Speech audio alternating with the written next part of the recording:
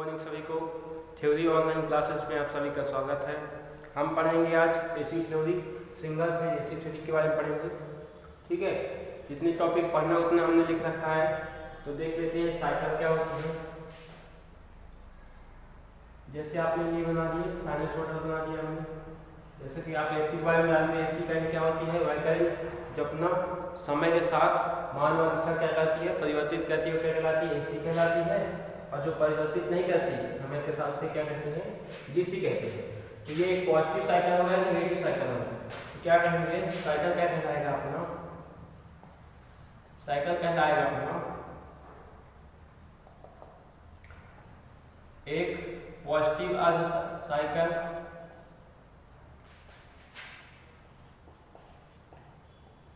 व नेगेटिव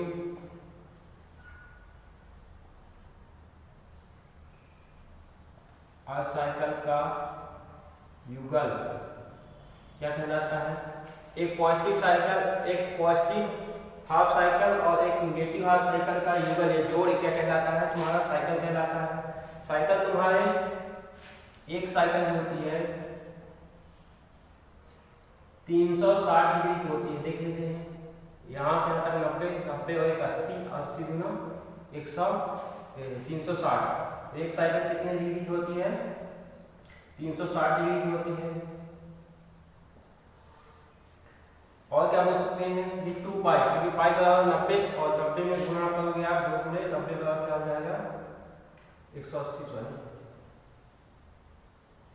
पाई का मान 180 होता है, कितना आ जाएगा 360। तो एक साइकिल 360 डिग्री की होती है। क्या होती है साइकिल, ये अर्ध चक्कर, पॉजिटिव अर्ध चक्कर और नेगेटिव अर्ध चक्कर को युगल या जोड़े को क्या बोलते हैं, साइकिल बोलते हैं। ठीक है, समझ में आएगा साइकिल। अगला क्या है, फ्रीक्वेंसी।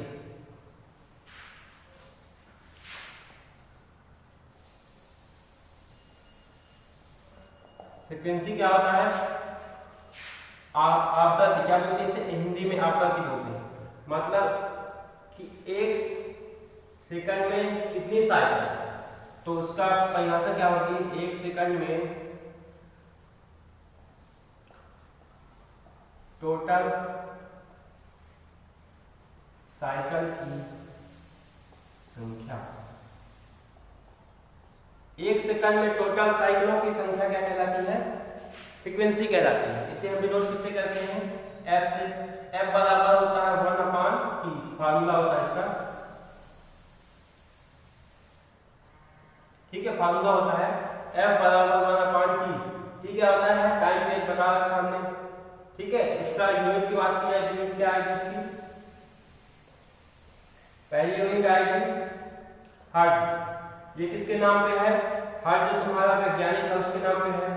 दूसरा क्या सकती है 1/T है। T का मतलब क्या होता है, सेकंड है ना, इसका मतलब क्या आ जाएगा, प्रति सेकंड।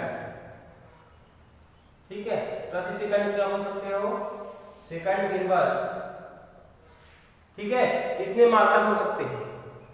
ठीक, साइकिल उसके फ्रीक्वेंसी के तुम्हारे। तो समझ में आ गया फ्रीक्वेंसी क्या कहलाती है।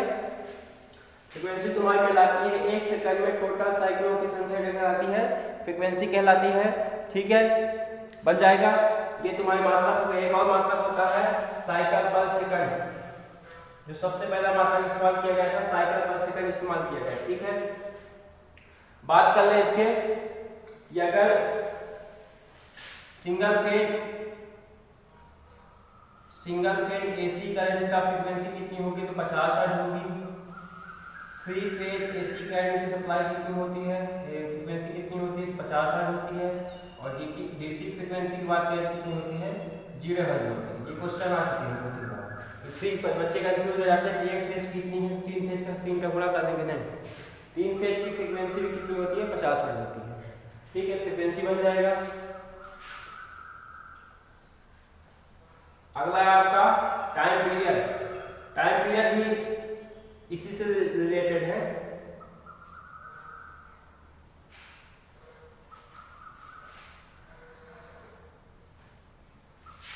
तीसरा है समय अंतराल या टाइम पीरियड।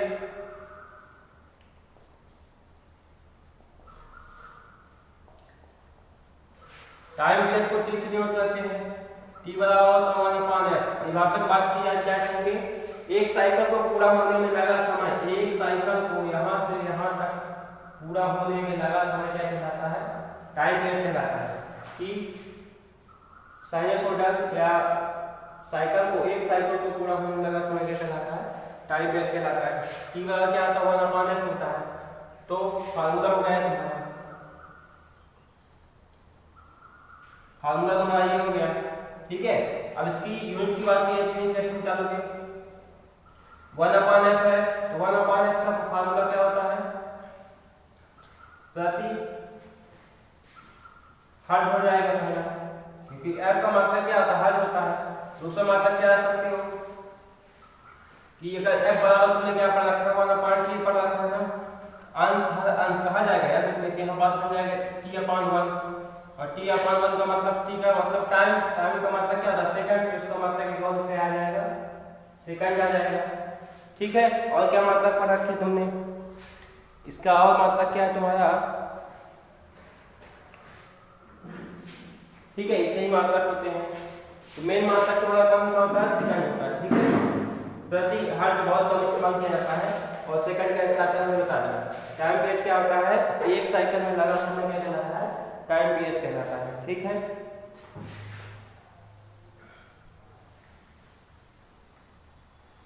अगला है तुम्हारा एम्पलीट्यूड, आयाम, इसे क्या बोलते हैं, आयाम।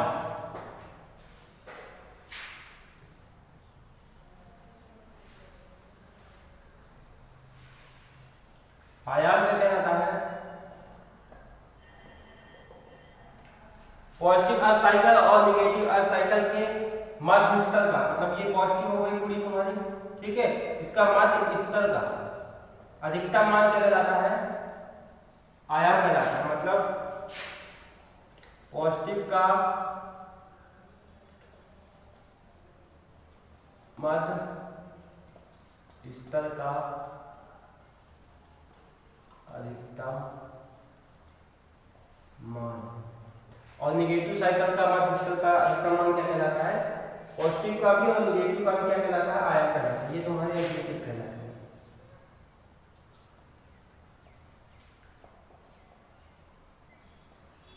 ठीक है, आयाम कहलाता है। तो पॉजिटिव साइकिल और नेगेटिव साइकिल के मध्य स्तर का अधिकतम मान क्या कहलाता है, आयाम कहलाता है। अगला है आपका कोणीय वेग, क्या होता है,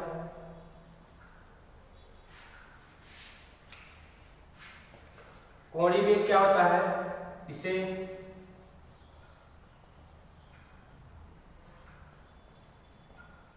W से डिनोट करते हैं। कोणीय वेग क्या होता है, ये तुम्हारी एसी करंट है, ये किस वेग से चल रही है, ये कितने वेग से चल रही है, इसे क्या बोलते हैं, कोणीय वेग, है ना, कितने वेग से चल रही है उसे क्या बोलते हैं, कोणीय वेग। कोणीय वेग का फार्मूला क्या होता है, W आता है 2πf, f क्या होती है, फ्रीक्वेंसी, ठीक है। तो ये इसका क्या होता है, फार्मूला होता है। इस पे क्वेश्चन आता है, जैसे मान लीजिए उसने कह दिया कि अगर सिंगल फेज सप्लाई की फ्रीक्वेंसी कितनी है 50 हर्ट्ज, तो कोणीय वेग निकालो, तो कैसे निकालोगे, W द्वारा क्या आ जाएगा 2 पाई का मान रखोगे 3.14 इंटू इसका मान रखोगे 50, ये निकल कितना आएगा, कर लो गुना, इसका गुना कर लेते हैं 8 2 6 इंटू 50, और इसका गुना कर लेते हैं 8 5 40, 1 5 10 14 1 30 और 31, दशमलव कितने के पीछे, 2 के पीछे, हाँ, तो 314 वेग, है ना, W का मान क्या आएगा 314, मतलब 314 वेग से क्या कर रही है, चल रही है। ऐसे क्वेश्चन आते रहते हैं, ठीक है। अब देख लेते हैं तात्क्षणिक वेग क्या होता है। तात्क्षणिक मान क्या होता है, एक होता है तात्क्षणिक मान, जो भी नंबर है 60वां,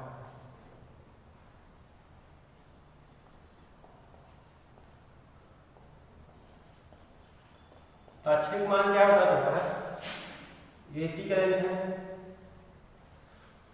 तो एसी करंट का किसी भी फल का मान, मतलब हम पूछ रहे यहाँ पास कितना मान है, यहाँ पास कितना मान है, यहाँ पास कितना मान है, तो मतलब किसी क्षण का मान, क्या बोलेंगे, किसी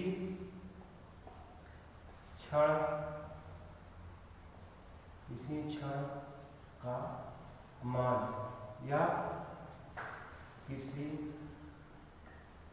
पल का मान। ठीक है, किसी क्षण या किसी पल का मान क्या कहलाता है, तात्क्षणिक मान। तात्क्षणिक मान का फॉर्मूला क्या होता है, आई बराबर होता है I maximum sine omega T. या अगर ये वोल्टेज के लिए पूछे तो वोल्टेज की क्या होगा, V बराबर V maximum sine omega T.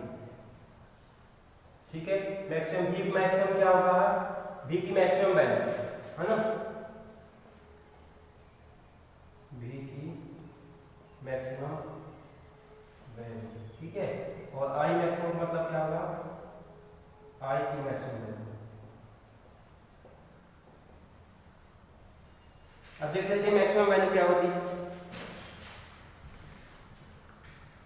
ठीक है, बन जाएगा तात्क्षणिक मान को,